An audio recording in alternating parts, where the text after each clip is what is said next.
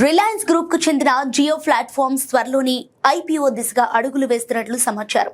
మే నెలలోని IPO పేపర్లు దాఖలు చేసే అవకాశం ఉందని మార్కెట్ వర్గాలు చెబుతున్నాయి. ముఖేష్ అంబానీ నేతృత్వంలోని రిలయన్స్ ఇండస్ట్రీస్ కు చెందిన జియో ప్లాట్ఫామ్స్ ఇప్పటికే టెలికాం, డిజిటల్ సేవలు అండ్ టెక్నాలజీ రంగాల్లో బలమైన స్థానం సంపాదించింది. ఈ ఐపీఓ ద్వారా కంపెనీ భారీగా నిధులు సమీకరించాలని లక్ష్యంగా పెట్టుకుంది. జియో ప్లాట్ఫామ్స్ విలువ ఇప్పటికే లక్షల కోట్ల రూపాయల స్థాయిలో ఉందని అంచనాలున్నాయి. ఇక ముఖ్యంగా 5G సేవలు, డిజిటల్ యాప్స్, క్లౌడ్ సేవలు అండ్ ఎంటర్టైన్మెంట్ ప్లాట్ఫామ్స్ ద్వారా కంపెనీ వ్యాపారాన్ని విస్తరిస్తోంది. ఈ నేపథ్యంలో పెట్టుబడిదారుల ఆసక్తి కూడా ఎక్కువగా ఉండే అవకాశం ఉంది. మార్కెట్ నిపుణుల అభిప్రాయం ప్రకారం ఈ ఐపీఓ భారత స్టాక్ మార్కెట్లో అతిపెద్ద వాటిలో ఒకటిగా నిలిచే అవకాశం ఉంది.